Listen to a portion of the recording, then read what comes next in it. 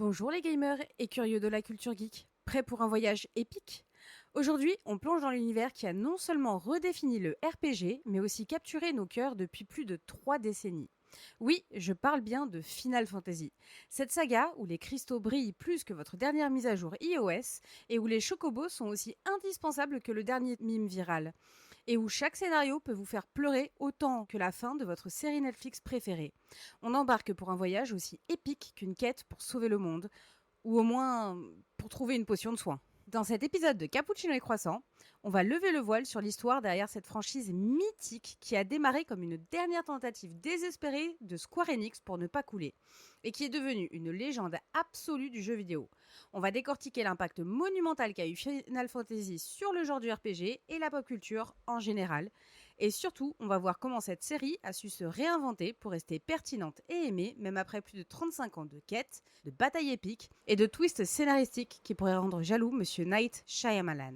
Voilà comment on va s'y prendre. D'abord, on va retourner en 1987 pour voir comment tout a commencé avec une petite entreprise au bord de la faillite. Ensuite, on plongera dans les moments les plus iconiques de la série, oui, y compris le moment où Aerys... Mais pas de spoiler. Et enfin, on conclura avec une analyse qui prouve que Final Fantasy, c'est bien plus qu'un simple jeu vidéo, c'est un miroir de notre société et de nos propres dilemmes. Prêt à commencer cette épopée? Allez, c'est parti!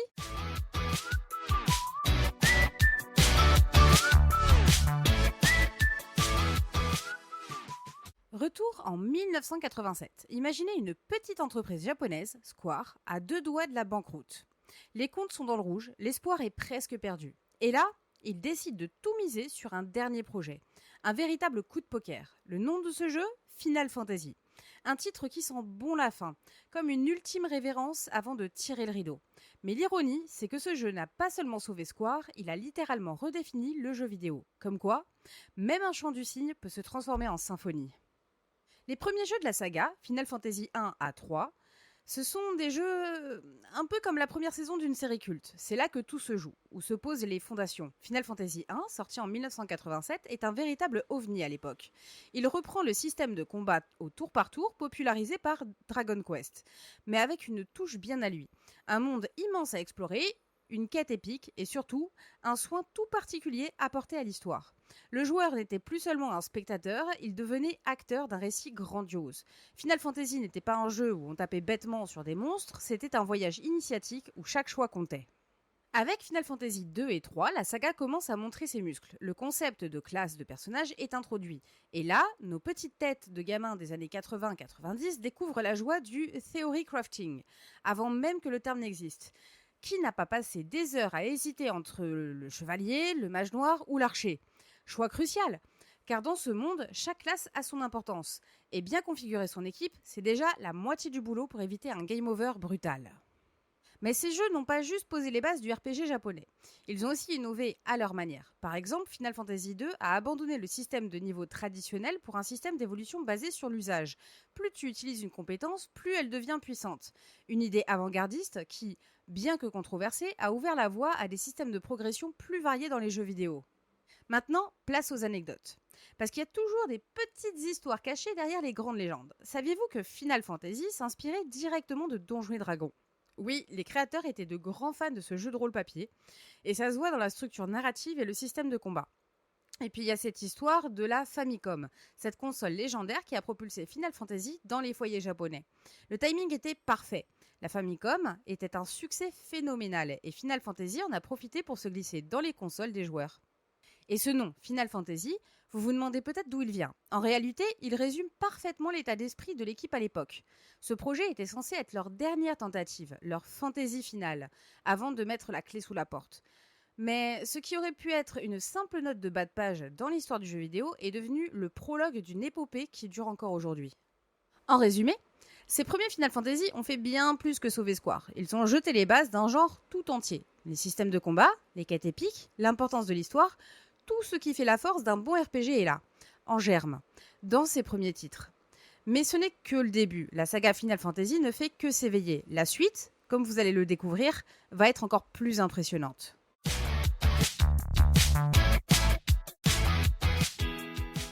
Alors, on entre dans le vif du sujet avec Final Fantasy IV, un jeu qui a posé les bases de ce qu'on appelle aujourd'hui le JRPG narratif. Imaginez un peu, on est en 1991 et les joueurs découvrent pour la première fois un jeu où l'histoire n'est pas juste une excuse pour enchaîner les combats. Non. Final Fantasy IV introduit une intrigue complexe avec des personnages qui ont une vraie profondeur. Cécile, un chevalier noir en quête de rédemption, c'est plus qu'un simple héros de jeu vidéo. C'est un personnage avec des dilemmes moraux, des faiblesses et une évolution que l'on suit avec passion. C'est aussi là qu'on voit l'arrivée du Active Time Battle, un système de combat qui ajoute un petit coup de stress bienvenu. Le temps ne s'arrête pas pour te laisser réfléchir indéfiniment. Ensuite, on avance jusqu'à Final Fantasy IV, sorti en 1994. Et là, on franchit un nouveau palier. Ce jeu est acclamé non seulement pour son gameplay, mais surtout pour son scénario mature et son méchant inoubliable, Kefka. Le gars est littéralement un clown psychopathe qui réussit à faire ce que peu de méchants de jeux vidéo ont osé, détruire le monde. Oui, t'as bien entendu. Il ne se contente pas de menacer l'univers avec des discours dramatiques, il appuie sur le bouton rouge et bam, tout explose. Et au milieu de tout ça, le jeu traite de sujets profonds comme la perte, l'identité et même la dépression. Pas mal pour un jeu en 16 bits, non? Et puis on arrive à l'inévitable Final Fantasy VII, mon premier Final Fantasy. Si tu as grandi dans les années 90, comme moi, ce jeu fait probablement partie de la trinité sacrée des jeux vidéo, aux côtés de Pokémon et de Super Mario 64. Final Fantasy VII, c'est le jeu qui a marqué toute une génération. On peut parler des heures de son gameplay, de son monde ouvert et de ses mini-jeux, mais soyons honnêtes, ce qui a vraiment marqué les esprits, c'est la mort de... Spoiler alert. Même si tout le monde le sait maintenant, Aeris. Ce moment a brisé le cœur des joueurs du monde entier et a montré à quel point le jeu vidéo pouvait être puissant émotionnellement. Cloud, Sephiroth, Midgar, des noms qui résonnent encore aujourd'hui comme des icônes culturelles.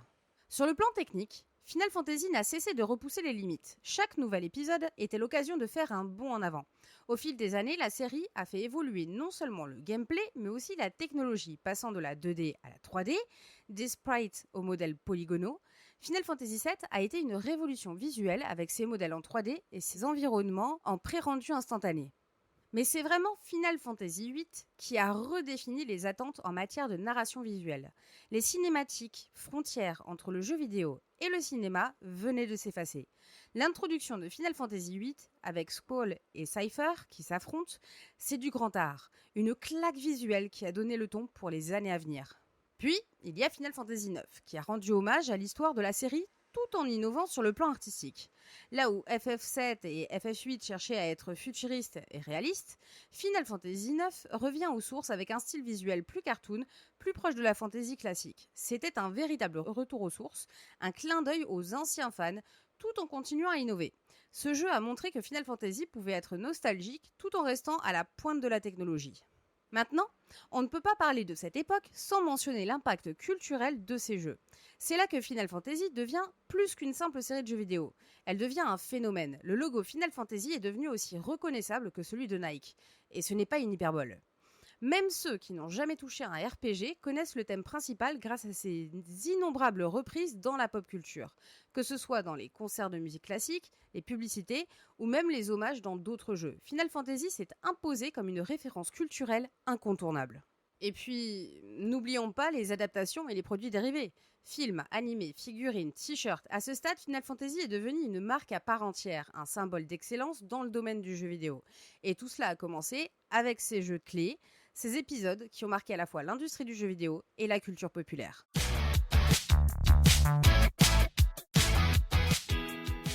Et maintenant, on passe à une phase cruciale dans l'histoire de Final Fantasy, le grand saut dans l'univers des MMORPG. Pour ceux qui ne parlent pas couramment le geek, le MMORPG, c'est Massively Multiplayer Online Role-Playing Game.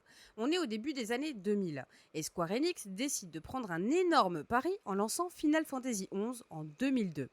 Imaginez la scène. Des fans de RPG solo, habitués à vivre des histoires linéaires, se retrouvent plongés dans un monde en ligne où tout peut arriver. Pour certains, c'était un rêve devenu réalité, la possibilité de faire vivre une aventure Final Fantasy en temps réel avec des amis. Pour d'autres, c'était presque une trahison. Où était passée l'histoire épique qu'ils avaient l'habitude de savourer en solo ? Mais l'audace a payé. Final Fantasy XI n'a pas seulement survécu, il a prospéré, devenant un pionnier dans le domaine des MMORPG sur console. Pourtant, le véritable coup de génie de Square Enix est venu quelques années plus tard avec Final Fantasy XIV. Initialement, ce jeu a été un désastre, un échec complet. La version de 2010 était tellement buggée et mal conçue que Square Enix a dû s'excuser publiquement. Oui, ils ont littéralement fait leur mea culpa, mais plutôt que d'enterrer le projet, ils ont fait quelque chose d'incroyable. Ils ont tout détruit pour tout recommencer, une sorte de reset massif. Ils ont même intégré cette destruction dans l'histoire du jeu, un truc digne d'un scénar de film catastrophe. Et c'est là qu'est né Final Fantasy XIV, A Realm Reborn, en 2013. Ce n'était pas juste une mise à jour, c'était une résurrection. Square Enix a utilisé un Phoenix Down, potion de résurrection pour les non-initiés, sur tout le jeu, le transformant en l'un des MMORPG les plus acclamés de tous les temps. Aujourd'hui, Final Fantasy XIV, c'est pas juste un jeu, c'est un phénomène avec des millions de joueurs actifs, des expansions énormes et une communauté incroyablement dédiée. Un vrai comeback story à la Hollywood. Petite interlude improvisée. Je viens de me rendre compte que je n'ai pas parlé de Final Fantasy X et X-2, alors que le 10 est sans doute l'un de mes épisodes préférés. J'ai passé tellement d'heures dessus, c'est assez incroyable. À chaque partie, c'est entre 300 et 600 heures de jeu pour valider toutes les quêtes et poncer le jeu à fond. C'est vous dire à quel point je l'aime. Et le Final Fantasy X-2, même s'il a été critiqué, et souvent on a dit qu'il était vraiment girly, avec son système de changement de classe par changement de vêtements, ben, je l'ai aussi beaucoup aimé. Mais enfin, c'était peut-être ma nostalgie du 10, je ne sais pas. Voilà, c'était la petite interlude parce qu'il est hors de question que j'oublie cet épisode de la saga qui est absolument génial. Je vous le conseille d'ailleurs si jamais vous aimez bien le rétro gaming, vraiment très fort. On reprend. Final Fantasy XV. Après des années de développement tumultueux, ce jeu débarque en 2016 avec une promesse, celle de redéfinir encore une fois ce que signifie être un RPG moderne. Et c'est exactement ce qu'il a fait, mais de manière inattendue. Fini les équipes de héros divers et variés, cette fois-ci on embarque pour un road trip entre bros, une sorte de The Hangover version fantasy. On incarne Noctis et sa bande de potes qui traversent les paysages magnifiques tout en combattant des créatures gigantesques et en faisant des haltes pour cuisiner ou pêcher. Oui, la cuisine c'est un truc sérieux dans ce jeu. Le gameplay est dynamique, l'histoire touche à des thèmes de la destinée et de l'amitié, mais il faut avouer qu'une expérience est très différente des opus précédents. Plus intimiste, plus centré sur les personnages et leurs liens que sur le destin du monde entier. Mais là où Square Enix a vraiment frappé fort récemment, c'est avec le remake de Final Fantasy VII. Les attentes étaient énormes, on parle quand même du jeu qui a défini une génération. Et le résultat, un mélange de pur bonheur et de débats acharnés. Ce remake n'a pas seulement ravi les fans de longue date avec des graphismes spectaculaires et un système de combat retravaillé, il a aussi pris des libertés scénaristiques qui ont fait grincer les dents de certains puristes. Sans entrer dans les spoilers, disons simplement que ce remake n'est pas une simple copie conforme de l'original. C'est une réinvention audacieuse, certains ont adoré, d'autres moins, mais une chose est sûre, ce jeu a réussi à relancer la flamme de Final Fantasy pour une nouvelle génération de joueurs. Au fil du temps, les thèmes abordés par Final Fantasy se sont complexifiés, reflétant les préoccupations de chaque époque. Si les premiers jeux étaient centrés sur des quêtes héroïques classiques, les épisodes récents explorent des sujets beaucoup plus nuancés. Final Fantasy X, par exemple, aborde le sacrifice et le destin inéluctable, tandis que Final Fantasy XII plonge dans les intrigues politiques et des luttes de pouvoir. Quant à Final Fantasy XIII, il pose des questions sur l'identité et la liberté, tandis que Final Fantasy XV explore la fraternité et le poids des responsabilités. Mais ce qui reste constant, c'est le cœur émotionnel de la série. Chaque jeu cherche à toucher les joueurs, à les faire réfléchir sur des thèmes universels tout en les immergeant dans des mondes fantastiques. C'est là que réside la magie de Final Fantasy. La capacité à évoluer avec son temps tout en gardant cette essence qui la rend unique.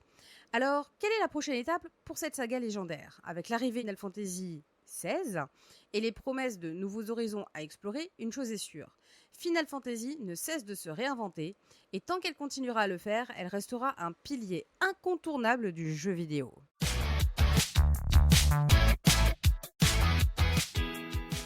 Quand on parle de Final Fantasy, il ne s'agit pas seulement d'un jeu ou même d'une série de jeux, non. On parle d'une véritable institution, d'un monument du jeu vidéo qui a façonné l'industrie telle qu'on la connaît aujourd'hui. Tout a commencé comme un simple RPG, une histoire de sauvetage de princesses, de cristaux magiques, bref, un bon vieux package de fantasy. Mais ce qui a suivi est tout simplement historique. D'un projet qui semblait être la dernière tentative désespérée de Square Enix pour ne pas couler, Final Fantasy est devenu une franchise de plusieurs milliards de dollars, un mastodonte qui a redéfini les attentes en matière de storytelling, de gameplay et même d'innovation technologique. Regardez autour de vous, dans le monde du jeu vidéo, et vous verrez que les empreintes digitales de Final Fantasy sont partout. Des séries comme Dragon Quest, qui, soit dit en passant, est souvent considéré comme le frère aîné du RPG japonais, ont emprunté des éléments clés de Final Fantasy, que ce soit dans la profondeur des histoires ou la complexité des systèmes de combat. Persona, avec son mélange unique de vie quotidienne et de batailles épiques contre les forces surnaturelles, doit une partie de son succès à la manière dont Final Fantasy a su équilibrer narration et gameplay. Et même des géants occidentaux comme The Witcher portent les traces de l'influence de Final Fantasy. Des quêtes secondaires étoffées, aux dilemmes moraux complexes, en passant par l'importance accordée aux personnages secondaires. On pourrait presque dire que si Final Fantasy n'avait pas existé, une grande partie du paysage vidéoludique actuel serait un peu plus plat, ou un peu moins coloré. Mais pourquoi Final Fantasy a-t-il eu cet impact si profond ? Qu'est-ce qui pousse des millions de joueurs à revenir encore et encore dans ces mondes fantastiques, à affronter des dragons, à collectionner des Phoenix Down comme si leur vie en dépendait, ce qui, dans le jeu, est littéralement le cas? La réponse réside peut-être dans le besoin fondamental d'évasion. En nous plongeant dans ces univers virtuels, Final Fantasy nous offre un échappatoire, une bulle où les règles du monde réel sont mises de côté pour laisser place à l'imaginaire. Mais Final Fantasy ne se contente pas de nous distraire, il nous fait réfléchir. Les mondes qu'il crée, aussi fictifs soient-ils, posent des questions bien réelles sur la condition humaine. Les dilemmes moraux complexes, des thèmes de sacrifice, de rédemption, de destin, tout cela résonne avec les joueurs à un niveau plus profond. C'est un peu comme si, en affrontant les ténèbres de ces mondes imaginaires, on apprenait quelque chose sur les nôtres. Et tout ça sans jamais quitter le confort de notre canapé.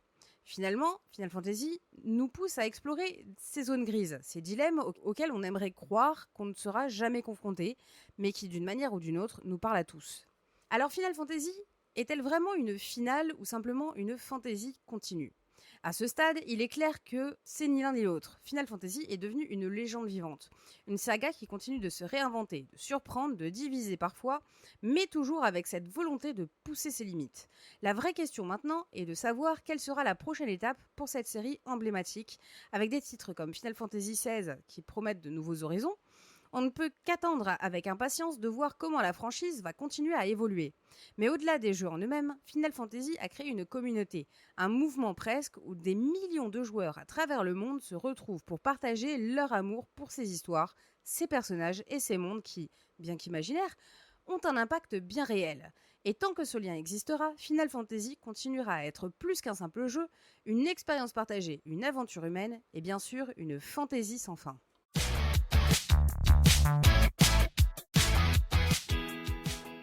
Alors, qu'avons-nous appris aujourd'hui ? Depuis ses débuts modestes en 1987, Final Fantasy est passé d'un simple projet de survie à un pilier de l'industrie du jeu vidéo. C'est une série qui a non seulement influencé des générations de gamers, mais qui a aussi marqué la pop culture dans son ensemble. Chaque épisode, chaque personnage, chaque mélodie a laissé une empreinte indélébile sur nos mémoires de joueurs. Que ce soit le choc de voir Final Fantasy VII débarquer en 3D ou la résurrection miraculeuse de Final Fantasy XIV, cette franchise ne cesse de surprendre et de se réinventer. Et maintenant, c'est à vous de jouer. Quel est votre Final Fantasy préféré ? Préférez-vous l'ère des sprites pixelisés ou des mondes ouverts en 4K ? Les histoires épiques des anciens titres vous touchent-elles plus que les road trips entre bros dans les nouveaux ? Dites-nous tout dans les commentaires. Et si ce n'est pas déjà fait, n'oubliez pas de vous abonner, parce que franchement, qui voudrait manquer nos futures aventures geeks ? Si vous avez aimé ce voyage à travers l'univers de Final Fantasy, montrez-le en laissant un like et en partageant cet épisode avec vos amis gamers, ou non gamers. Et si vous en voulez encore plus, abonnez-vous pour ne rien manquer aux prochains épisodes où on continuera d'explorer les mondes fascinants du jeu vidéo, du cinéma et plus encore. À la prochaine pour de nouvelles aventures légendaires. Allez, salut !